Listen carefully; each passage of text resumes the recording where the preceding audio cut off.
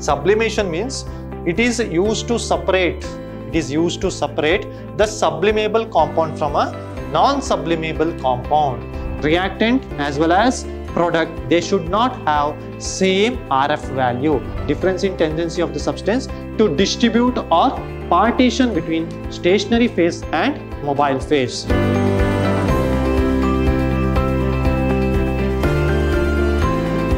Hello everyone, I am Venu Prasad, Department of Chemistry, Vidhyashram Pre-University College, Temple of Excellence, Mysuru. Today I am going to take some basic principle and its section and its technique, that is session 3. Today let us study methods of purification of some organic compounds and qualitative analysis of organic compounds. Okay, now let us study what are the methods of purification of some organic compounds. Why we studied about the method of purification of organic compounds? Because after we react some chemical elements, for example, if you have synthesized today one chemical, like for example, today you have synthesized one toluene. Okay, when we have synthesized, first we will get a crude product. Now let us study what do you mean by crude product. Crude product means when the two reactants are made to react each other and you will get one product. But that product will have some amount of impurities. That is known as crude product. Okay, so we have to purify that. So what are the different methods for the purification of some organic compounds? One is distillation, one is crystallization, another one is steam distillation, third one is this one. What is that? Recrystallization. Okay, first thing we have to think is, what do you mean by methods of purification of organic compounds? Now let us study organic compounds. Organic compounds are extracted from a natural source of, or it has been synthesized in a laboratory. Always organic compounds, one thing is you can get it in our nature. First thing. Second thing is we can synthesize in our laboratory. Okay, so we need to recrystallize it, we need to purify that such type of compounds. If we are synthesized in laboratory also, we need to synthesize, we need to recrystallize it, or we need to purify it. Next thing is, if you are getting an organic compound naturally in our nature means, then also we have to synthesize it or we have to recrystallize it again. We can't use it directly because it has little amount of impurities. Okay, now let us study here. Always we know that organic compounds can be synthesized in our laboratory or it can be seen in our nature. Okay, so it is a essential purity. We need to purify it. So various methods are there. For the purification of organic compounds based upon their nature of the compound. Always we need to see the nature of the compound. On that basis only we need to purify that compound. So which are the purification techniques? First thing is sublimation, second one is crystallization, third one is distillation, fourth one is differential extraction, and fifth one is chromatography. So now let us study what do you mean by sublimation. What do you mean by sublimation? Sublimation means it is used to separate the sublimable compound from a non-sublimable compound. We need to separate sublimable compound from non-sublimable compounds. We should know that. So in general words, if you are thinking means sublimation process is done only when if your compound is in the solid state and you are converting that compound into the directly to the vapor state. That is known as sublimation. Example is disappearance of naphthalene. Second one is frost formation. Disappearance of naphthalene means if you keep a naphthalene today here, after some time it will loses its nature, correct, right? So it has been converted from solid form to directly into vapor form. So such type is known as sublimation technique. Okay, now let us study crystallization. Crystallization means today if you are synthesize some compound, for example acid hydrazide, for example esterification process, after esterification process we need to convert it for hydrazide. Okay, so we need to add little amount of hydrogen hydrate for the ester, then we will get hydrazide. Okay, what we got that is hydrazide means we should not say that it is a purest form. So we need to purify that. How we will purify? By using crystallization process. So in crystallization process, we need to think about that is you always we can use only alcohol. Okay, we can use only alcohol for the crystallization process. Alcohol, DMF and acetone, that and all we can use. Okay, so in crystallization process, how we will use? Just we should take the impure compound, then we have to pour into the alcohol, then we have to little amount of heat is passed to that. Now we can see the bubbles in the alcohol, then we have to filtrate it. After filtrating, you should keep it for 1 day. Then some crystals will be seen in that liquid. So that is known as crystallization process. In crystallization process, we need always alcohol. So first thing we have to know that one organic compound we have to be synthesized and it should be impure. Always it should be impure. If you are synthesizing a organic compound in a laboratory, we should know that always that is a impure compound. Then we have to crystallize it, recrystallize it by using some alcohol like ethanol, methanol, acetone, DMF. These are some solvents we can use. Okay, so what we have to do now? First we have to take the impure compound and little amount of alcohol is added or solvent can be added. Then heat it up. Now we have to heat it. After you heat, what will happen? We can see the bubbles in it. When you see the bubbles, we need to filtrate that solution. When you filtrate that, what will happen? We get purest form of compound. Purest form of compound. So we should know that always crystallization process is done only when in your compound has been impure. After crystallization also, you will get a solid form only. You will not convert from solid to vaporized form and all is not there at all. Here just we need to think that just purifying the organic compound, that much only. So always crystallization process is very much important in synthesizing some organic compounds. Okay, next thing is distillation. What do you mean by distillation? Here distillation process is done only when organic compound is in the liquid form. Okay, then your organic compound should be always liquid and we should know the boiling point of the liquid. We should know the boiling point of that liquid because at particular temperature it boils off and you will get a purest form. Now let us study here. Now let us take, this is a aniline. In steam distillation, here in distillation we have taken one organic liquid that is known as aniline. Okay, now let us pass a heat. We have to heat it. When you pass the heat, small impure form will be always in the round bottom flask. Only purest form will be collected in this beaker. Okay, so when you pass the heat, all the purest form will be collected and you will you should know water inlet should be passed. We should not do the distillation without water inlet. We should do the distillation only in the presence of water inlet. If you didn't pass a water inlet, this compound or this will be evaporated. Organic compound will be evaporated and it will be bursted because there is no air. Air is not passed to it. Here you see, here one is thermometer has been kept. Here we have taken organic compound and you have heated up. When you heat it up, what will happen? All the vapors will be collected in this condenser and it has been gone to this beaker. So, what is the role of condenser here? Just to maintain a temperature. If you pass a organic compound which has got highest amount of heat and this vapors will be gone. Did you understand? So, this to avoid that vapors and to collect that organic liquid which is in the purest form, we need to connect a water inlet. If you didn't connect a water inlet, 100% there will be blast because largest amount of heat will be liberated when you heat or when you pass a heat to the organic compound. Okay, here just steam distillation or any distillation, just it is a process for the purification of organic compound which is in the liquid state. Okay, just we should know that we have to take a organic liquid, we have to note down its boiling point. Okay, then we have to pass a little amount of heat.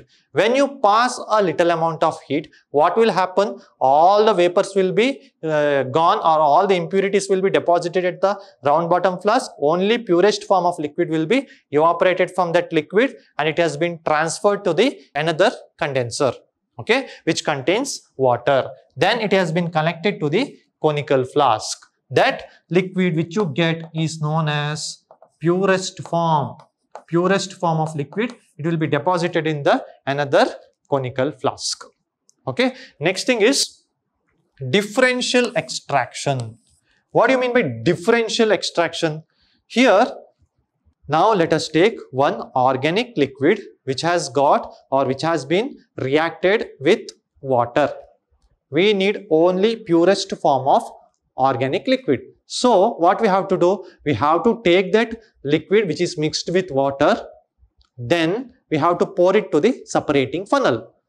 After that, we have to add little amount of solvent. Then we have to shake the separating funnel. After we shake the separating funnel, we will get two layers. Upper layer will be organic layer, second downer layer will be aqueous layer. After that, we have to open the lid of the separating funnel. Aqueous layer will be discarded. Only we need only organic layer because it has got organic compound. Now again we have to shake it. Then we have to confirm that whether any little amount of water is present or not. If there is water, again we can see the two layers which is present in separating funnel. But if water is not there at all, if water is not there in the separating funnel, then we can observe only one layer. So if again water is present, what we have to do? We have to add little amount of solvent, then we have to shake it. After that, we have to keep it for 5 minutes. Then we can observe two layers if water is present. Then we have to discard the aqueous layer. After we discard the aqueous layer, a liquid will be present which is present in separating funnel. Always it is known as organic liquid. That is a purest form. This process is known as differential extraction. Okay. Next thing is chromatography. What do you mean by chromatography? Chromatography is done. It is based on the difference in the rates at which component of a mixture move through a porous medium. That is called stationary phase under the influence of some solvent. That is known as mobile phase. If a solvent is present, then it is known as mobile phase. If your organic compound is considered, then it is known as stationary phase. But what do you mean by chromatography? There are of different types of chromatography. That is known as adsorption chromatography. Another one is partition chromatography. So chromatography, thin layer chromatography and all is there. So here chromatography is done only to check whether your reaction has been completed or not. Only to check whether the reaction has been completed or not. Okay. So always in laboratory we use adsorption chromatography and partition chromatography we will use. So now let us see what do you mean by adsorption chromatography. In adsorption chromatography, that different compounds are adsorbed. Different compounds are adsorbed on a adsorbent to different degrees. When a mobile phase is moved to over a stationary phase, when you transfer a mobile phase to the stationary phase, what will happen? The components of the mixture move by varying the distance over the stationary phase, because it has got different adsorption tendencies. For example, today if you have done some reaction, you will get a product. Along with that, we will get a side products. Okay. So we should know that which is polar and which is non-polar. So what we have to do? We have to put a TLC, that is known as thin layer chromatography or adsorption chromatography also we can say. Here in adsorption chromatography, you will have some organic compound. Okay. Today now let us consider we have got one aniline. Okay. We have synthesized today aniline. So we should come to know that whether this product is pure or not. So what we have to do, just we have to take that compound. We have to take that aniline, we have to pour to the burette. Okay. Next we have to add a mixture of compounds A, B and C they have said. Then we have to add a solvents. Now if we can put here also our organic compound, here also we can put a organic compound, no problem, because here glass wool we have been inserted. Okay. So first we have to put a glass wool to the burette. Then we have to add stationary phase, adsorbent we have to add. After that our product, which today we have taken only aniline, we have to add a aniline. After that we have to take the solvent. Here how we will take the solvent? We can't take simply different solvents, we cannot take it all. Just we have to take one solvent, all depends on the solubility. Okay. So we will take one solvent today. So let us consider hexane. Hexane is the solvent today we have been used. Okay. After 2 to 3 minutes, what we have to do? We have to run down the column. We have to run down the column. Okay. Column chromatography here, we have to run down the column. So all the impurities which is present in your compound will be discarded. Okay. That all the liquids we have to collect it. We have to collect in separate test tubes. Okay. Then here different colors solution you will get. After that what you have to do? We have to spot this organic compound in a TLC plate. We have to spot a organic compound which is present in a test tube. Okay. Here first thing is reactant. Here is one product, and this is one reaction. This is one spot we have to do. Next what we have to do? We have to keep this in a TLC chamber. When you see in a TLC chamber, we can absorb, we can see whether our product has come or not. On what basis? Just if your product spot is upper side and reactant spot on the lower side, or both the side it can come. Here also it can come, here also it can come. Okay. If it is like that, then we have to know that your reaction has been completed and your product spot is purest form. Okay. But if along with the product spot, if there is any other spots like this, what we have to think? We should know that there are some amount of impurities. So to remove the impurities which is present in your organic compound, we need to synthesize, or we need to do the column chromatography. Okay. Next thing let us study, that is column chromatography, another in this method. Okay. Here in this method, suitable adsorbent. Here in last minute, what I have done in last slide, just I have taken one glass wool in a burette. I have added little amount of stationary phase. On that impure compound I have added. For that little amount of solvent I have added. Then I have run down the column. Then just I have been run down. Here in next thing I have taken column chromatography. In column chromatography, just alumina we have to take, silica we have to take, and it is packed in a column, which you have to packed in a column. Then as a column is a burette, it is a long tube actually, it is a long tube and it act as a stationary phase. In column chromatography, we need to first we have to fill a column by alumina, silica or Fuller's earth. Okay, we have to pack down.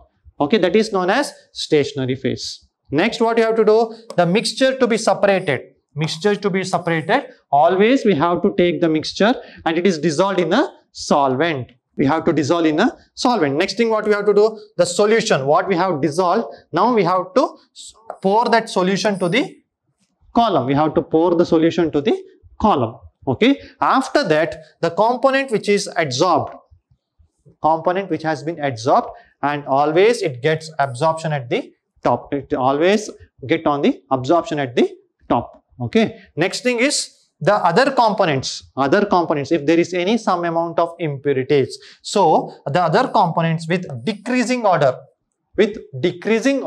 of their absorbing ability are held upon at different zones.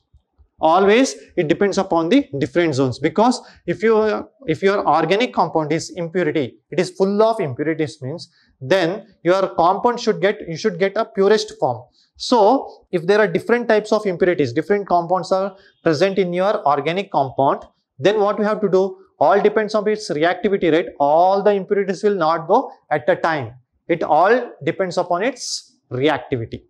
Okay, so this is the procedure for the column chromatography. Next thing, let us study thin layer chromatography. What do you mean by thin layer chromatography? Just it is a procedure, or we have been done just to check whether the reaction has been completed or not. We should know, right? Just we can't pour a little amount of organic compounds to the conical flask or a RB flask. Then we have to add little amount of solvents, and if we keep for reaction, we should know how much time it has been taken and whether the reaction has been completed or not. We should say, right? But on what basis we have to do? Just by TLC, just thin layer chromatography. Just we should know that whether reaction has been completed or not. In this process, just we have to take one TLC plate. One TLC plate we have to take. We have to spot a reactant and a product. Then we have to keep this plate in a solvent like ethyl acetate. Like ethyl, this is a solvent. We have to keep this plate on the ethyl acetate which is in beaker. Then what will happen? Then it will run down. It is run down, means just if you keep it in a ethyl acetate solution for 10 to 15 minutes, this is a reactant and a product, we can see the ethyl acetate moving here. Till here it should move, organic compound should move there. Then this plate is kept on the TLC chamber or UV chamber. TLC chamber. Then we will come to know that whether our reaction has been completed or not, just like this it will be. Here your reactant will be moved. Then if your product is, if you get like this, then we should think that here you see both the spots are on the not on the same line, here on the different line.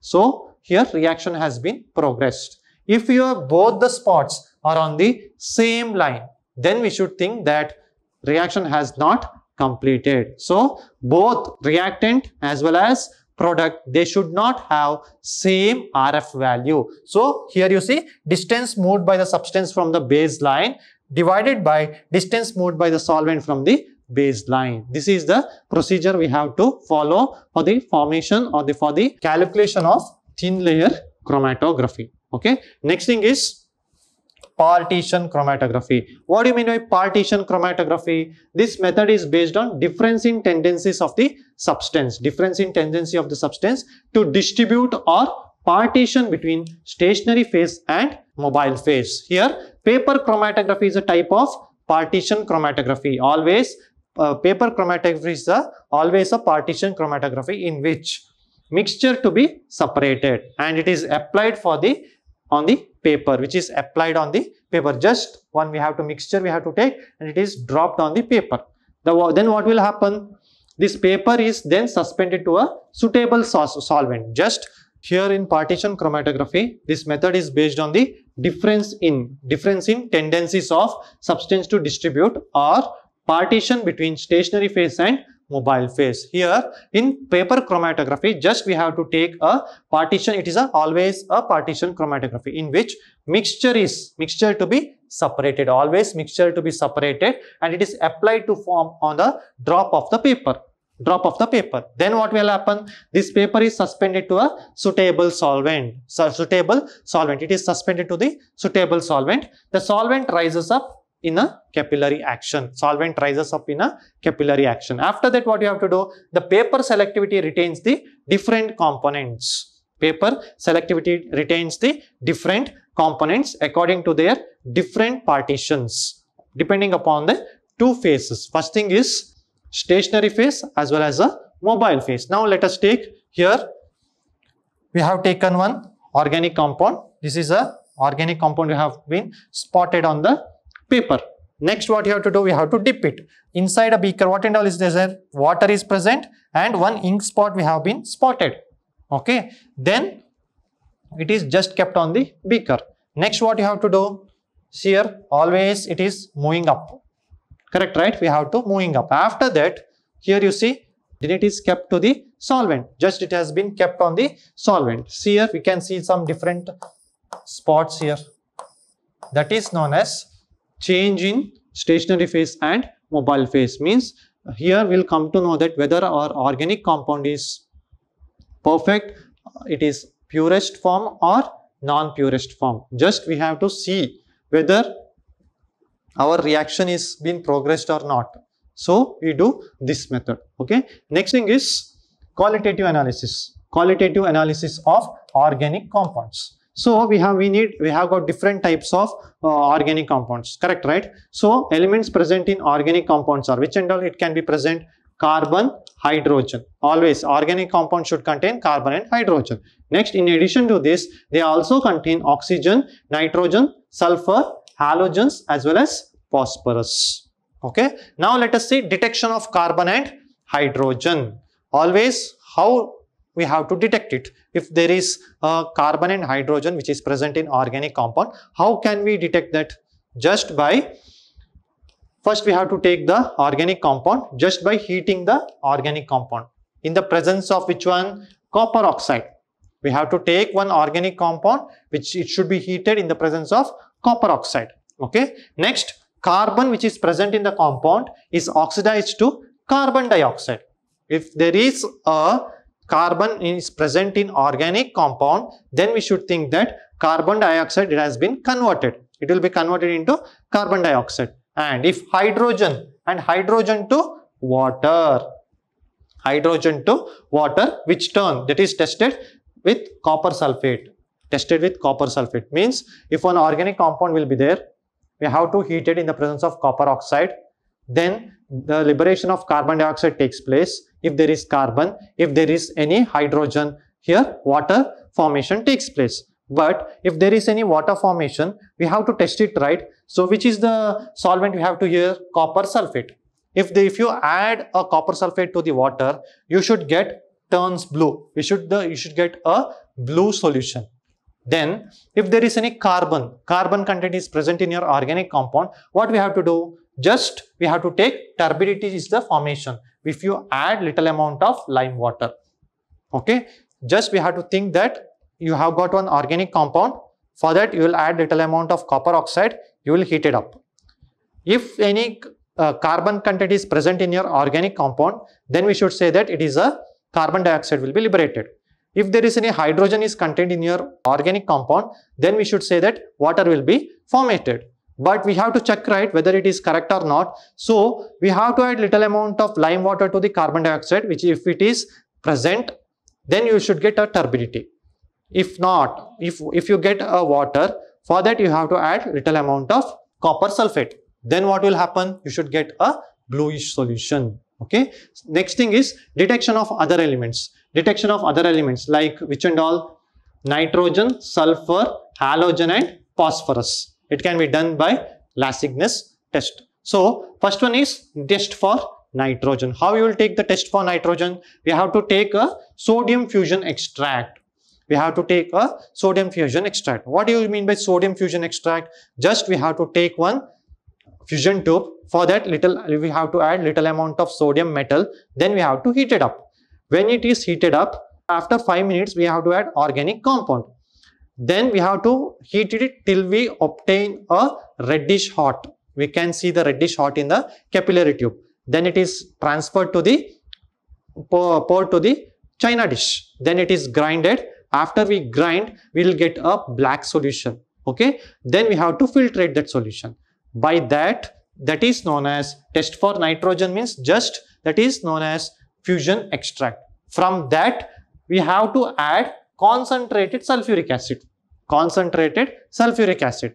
If you add a concentrated sulfuric acid to the fusion extract, what you will get? Persian blue.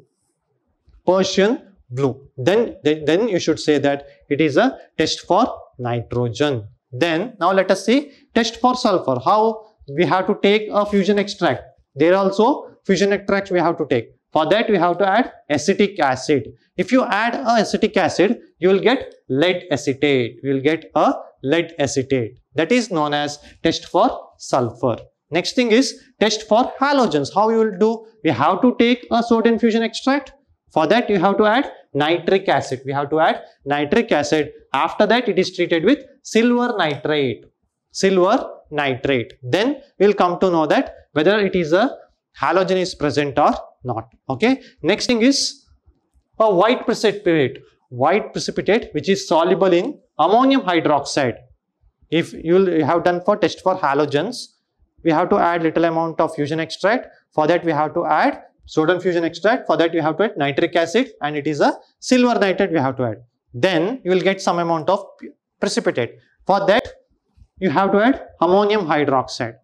Then if you add a ammonium hydroxide for that, then you should get chlorine. You should get a white precipitate for the formation of chlorine. If there is any bromine, how you have to add? Just sparingly soluble in ammonium hydroxide, but you will get a yellowish precipitate. Then it is known as bromine. Okay. Next thing is, if yellowish precipitate, it is insoluble. Here for bromine, sparingly soluble. But in case of iodine, what we have to do? It is not soluble at all. Not soluble in ammonium hydroxide. Then we should know that it is a presence of iodine. Okay. Now let us see how you will detect a phosphorus. Just we have to take a organic compound containing phosphorus. We have to oxidize it. We have to take a oxidizing agent. Just we have to take the phosphorus containing carbonic organic compound. Then we have to add a oxidizing agent. Which is oxidizing agent here? Sodium peroxide.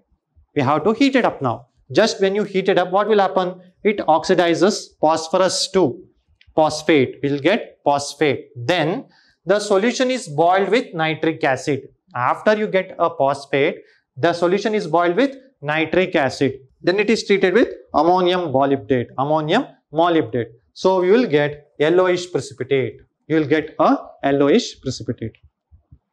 For the detection of phosphorus, just we have to take one organic compound which contain phosphorus. Okay. For that you will add oxidizing agent. Which is oxidizing agent? Sodium peroxide. After that you will heat it up. Phosphorus is converted into phosphate. After that what we have to do? The solution is boiled. After that we have to boil it in the presence of nitric acid. Nitric acid. What will happen? Then it is treated with ammonium molybdate. After you boil, after 10 minutes, we have to treat it with ammonium molybdate. Directly we should not add at all. Then you will get yellowish precipitate. That is known as the presence of phosphorus. Okay. Next thing is the percentage composition of the element present in organic compound. A percentage here in one organic compound, how much amount of carbon, how much amount of hydrogen, and how much amount of nitrogen. Percentage composition we have to learn. So that is done by following principles. That is known as Lebig's method. That is known as Lebig's method. Okay. Now we have to, what we have to do? Just we have to take a known mass of organic compound. Known mass of organic compound. And it is heated with cupric oxide. It is heated with cupric oxide in the atmospheric temperature. Just we have to take a known mass of organic compound. For that you will add little amount of cupric oxide. Then it is liberation of carbon dioxide takes place. Liberation of carbon dioxide takes place. Then now carbon and hydrogen which is present in organic compound gets oxidized to water vapor and liberation of carbon dioxide. If your organic compound which contains carbon and hydrogen, then there will be liberation of carbon dioxide as well as hydrogen. That will be connected in separate tubes. That will be connected or collected in a separate tubes. Okay. Here carbon dioxide which has been liberated. Carbon dioxide which has been liberated, that has been collected in potassium bulbs. Potash bulbs. Okay. And water has been collected in another tubes which contain calcium chloride. You will have two tubes. They will be collected. Then what you have to do? From that, the amount of carbon dioxide and water vapor will come to know that how much amount of carbon and how much amount of hydrogen is present in organic compound. Okay, now let us see the diagram. Here this is the diagram for Lebig's method. Here we should know that here this is another one tube, U tube, that is known as anhydrous calcium chloride. This contains potassium hydroxide solution. Here what you have to do, this is a combustion tube. This is known as combustion tube, and sample is kept on the here. Okay, when you heat it up, what will happen in the presence of cupric oxide? If your organic compound contains organic compounds, here carbon will be collected in here and hydrogen will be collected in both the tubes. Okay, here which is the potassium hydroxide, they have said. Potassium hydroxide means always we should know carbon will be collected here and hydrogen will be collected in anhydrous calcium chloride. From that we will come to know that how much amount of carbon and how much amount of hydrogen has been collected. Now let us see the calculative part. Okay, we have said that known mass of organic compound, that is mg, m grams. Mass of water will be collected in anhydrous calcium tube, right? That one we have to say.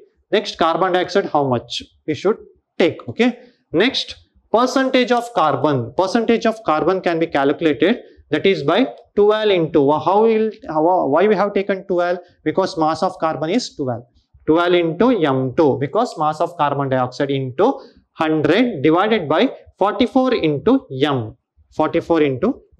Next thing is percentage of hydrogen.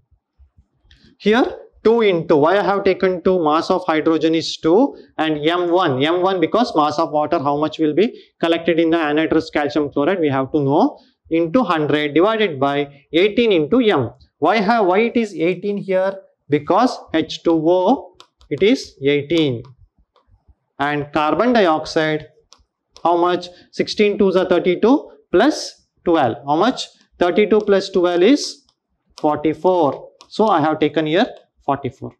Okay, this is the calculative part for Lebig's method. Okay, next thing is estimation of high nitrogen. Nitrogens can be done by Dumas method and Jadal's method. Now let us see what you mean by Dumas method.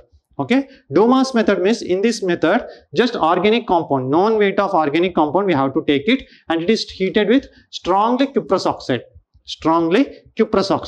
Carbon and hydrogen which is present in organic compound gets converted into vapor form.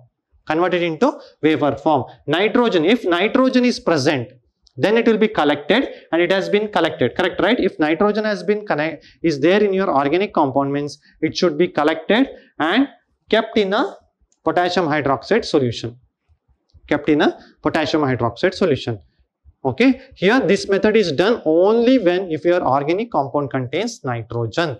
Just we have to take the known mass of organic compound, we have to heat it in the presence of dry cupric oxide. If carbon and hydrogen is present in your organic compound, means then it will be converted into vapor form. If there is nitrogen, then only it is been collected. Okay, this is the procedure for the formation of nitrogen. How to check? Okay, here you see CXHYNZ. Here organic compound which contains carbon and hydrogen and nitrogen, and it is treated with dry cuprous oxide. You will get carbon dioxide, water molecule as well as nitrogen, and the formation of copper. We need only how much amount of nitrogen is present. Check whether how much amount of nitrogen is present in our organic compound. Okay, next thing is calculation. Let us take known mass of organic compound. Let us take one around 2 to 3 grams of organic compound we have taken today. Here from that how much amount of nitrogen, always nitrogen will be in the form of liquid form, so ml we have taken. At room temperature T1 K P1 means temperature and pressure we have to see. Next, atmospheric pressure minus aqueous tension. Atmospheric pressure minus aqueous tension. Why I have taken like this? Because we have to note down the atmospheric temperature, how much. After you supply little amount of heat, then also we will see aqueous tension.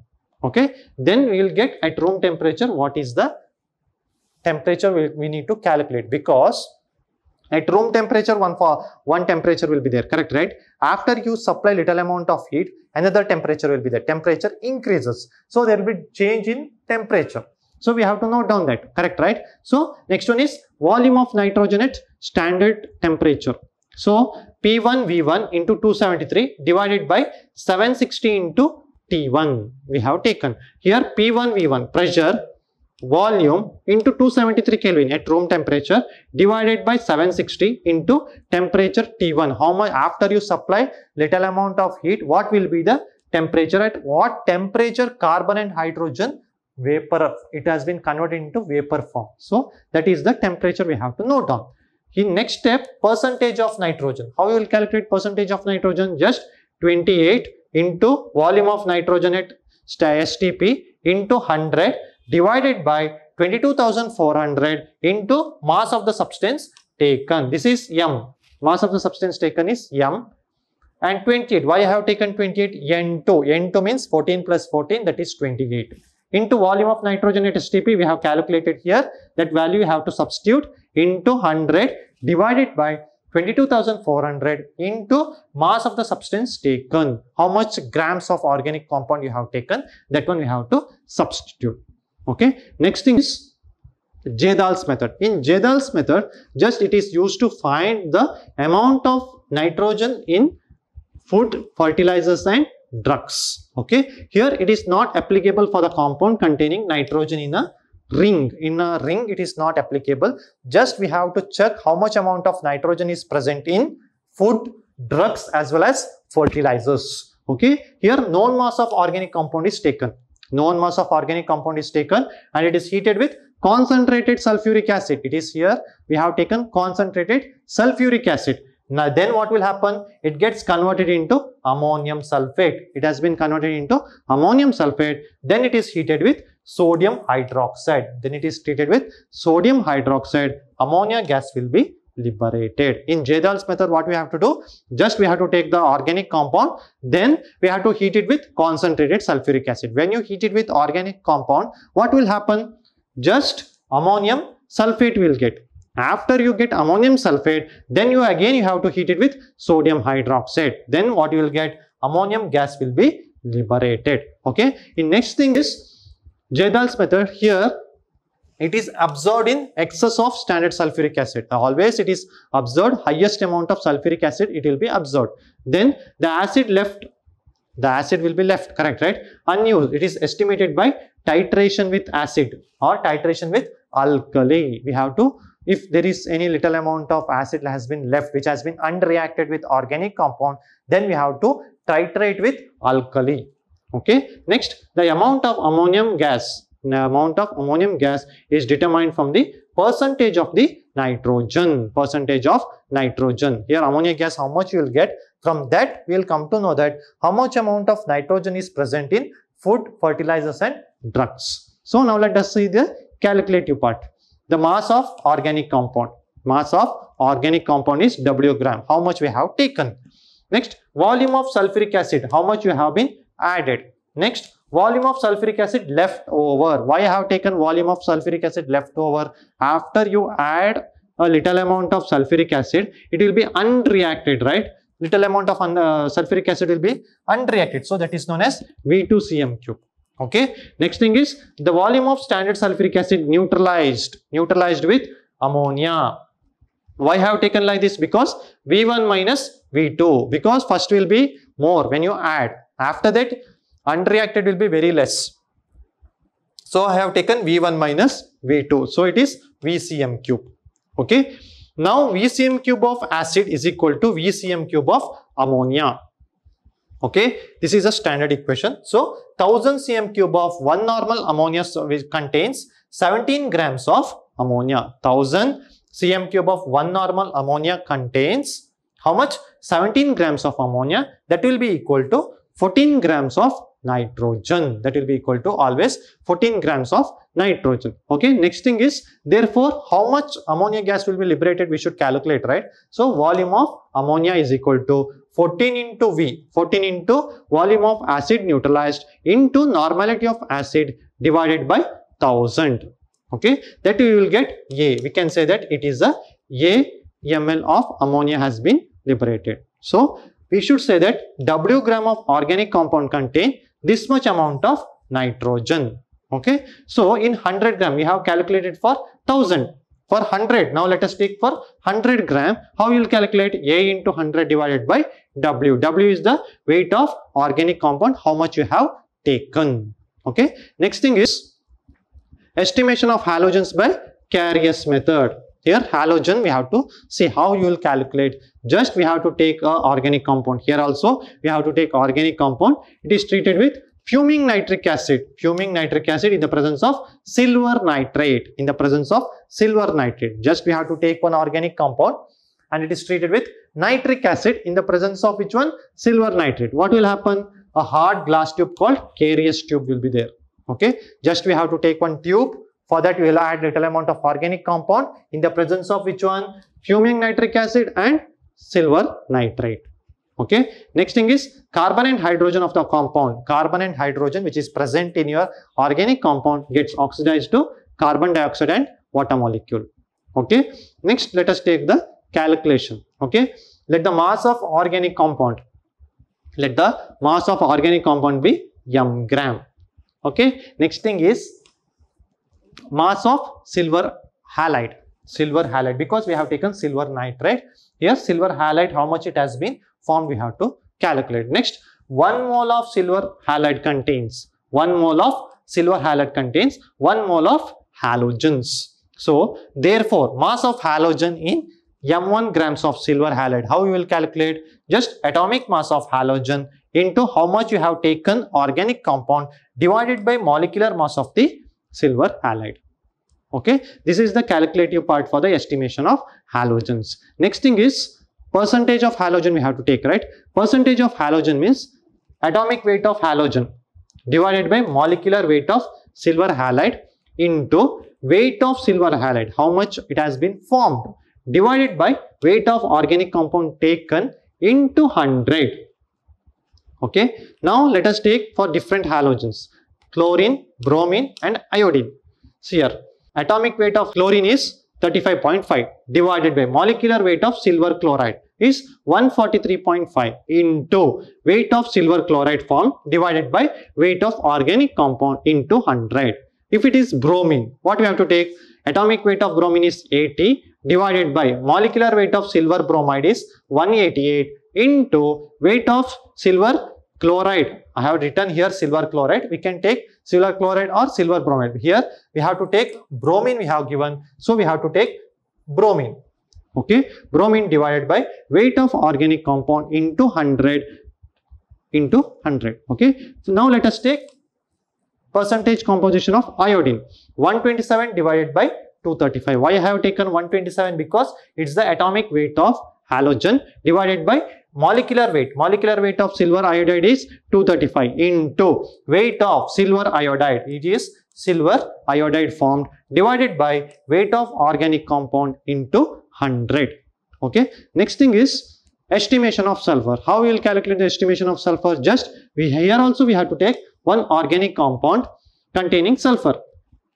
Then we have to heat it with sodium peroxide. Sodium peroxide and fuming nitric acid. Sodium peroxide and fuming nitric acid.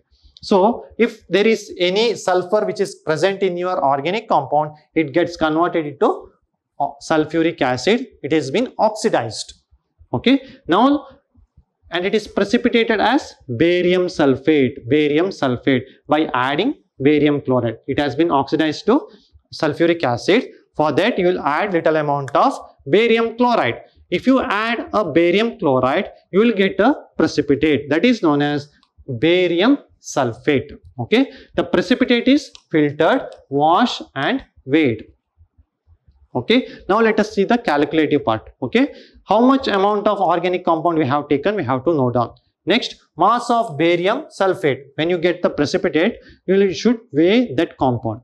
Then percentage of sulfur can be calculated by 32 into m2 into 100 divided by 233 into ml. How much ml it has been formed, we have to know. Here m1 we have to take. M1 means which one? Here how much grams organic compound we have taken, and 233, that is barium sulfate, and M2 is how much amount of barium sulfate has been formed. Then 32 is the sulfur's mass into 100. Okay, this is the percentage composition we need to calculate. Next thing is estimation of phosphorus. How we will calculate the estimation of phosphorus? We have to take the organic compound which contains phosphorus and it is treated with fuming nitric acid. Fuming nitric acid.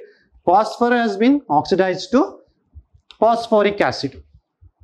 How it has been oxidized to phosphoric acid? Just by adding ammonia and ammonium molybdate. Ammonia and ammonium molybdate. Phosphoric acid is precipitated as ammonium phosphate molybdate. Ammonium phosphomolybdate. Okay, that's formula is NH4 thrice PO4 12MoO3. Okay, then you will get a precipitate that is filtered. We have to filter it, wash it and dried and weighed. From that weight, what you have to do? Ammonium phosphomolybdate we will get. Okay, then you will get how much amount of phosphor has been present in your organic compound. We will come to the point. Okay, here calculation part. If you are going for calculation part, molecular mass of the ammonium molybdate we need to take, that is 1877 grams. Next thing is that the mass of the organic compound, how much you have taken which contains phosphorus, we need to note down. Next thing is let the mass of ammonium molybdate be M2 gram. Okay, next if you want to calculate the phosphorus percentage, means 31 into M2 into 100% divided by 1877 into M1. M1 is known as which one? Mass of organic compound. M2 means ammonium molybdate, how much it has been present, into this is a standard calculation, scientific calculation. Okay, these all about this some basic principle and its techniques. Thank you.